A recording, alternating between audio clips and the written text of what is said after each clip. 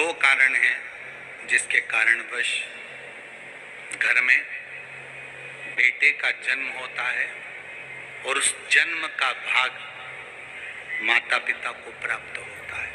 दोनों बातों को अच्छे से समझ लीजिएगा कि घर में एक बेटा एक बहू आपकी सेवा कर रहे हैं और घर में अगर बेटा बहू आपकी सेवा नहीं कर रहे हैं तो उसका फल क्या है। माता वृंदा ने कहा कि माँ अपना रक्त दे देती है तो फिर बच्चे मुख क्यों मोड़ लेते हैं। शंकर जी कह रहे हैं सुनो वृंदा, ये गौ सेवा का भाग है। धेनुमानस में, गरुड़ पुराण में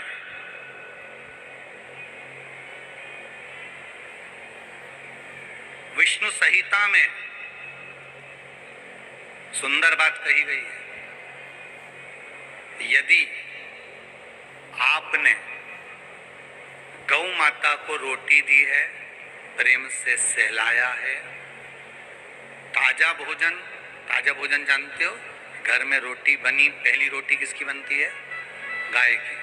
रोटी बनी, सबके जीवने से पहले रोटी गाय को दी है और मान लो वही रोटी फ्रिज पे रख दी, फिर डब्बे पे पड़ी रही, सब ने जीम लिया, तब पन्नी में पॉलीथिन में टंगी रही। शाम को 4-5 बजे गाय आई, तब उसके मुंह में रोटी जब ठंडी कल्ली बासी सब हो गई, तब उसके मुंह में दी। उसका फल और ताजी रोटी का फल जरा ध्यान से देख लीजिएगा, समझना इस कथा को बहुत ध्यान से। पूर्व के प्रारब्ध के अनुसार हमारे बच्चों का जन्म होता है वृंदा। पूर्व के प्रारब्ध के अनुसार हमें हमारी संतान प्राप्त होती है।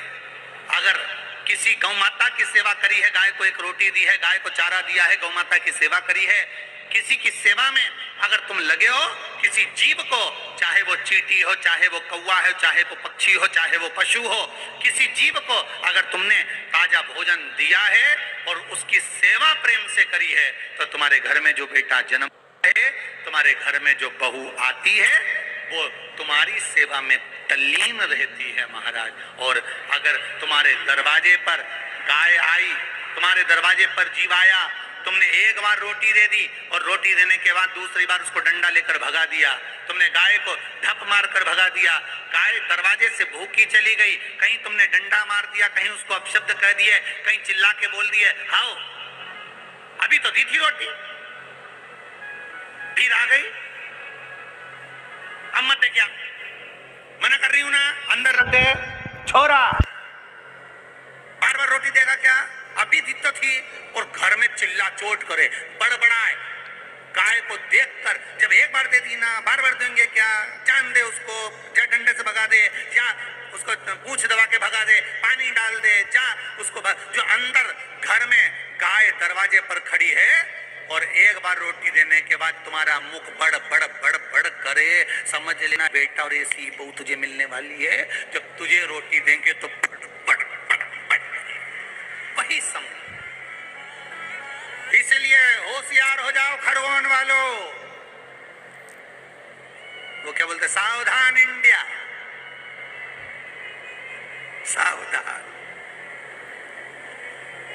फिर वही वाली बात आ गई, मत बुरे कर्म कर बंदे वरना पछताएगा, भगवान की आंखों से तू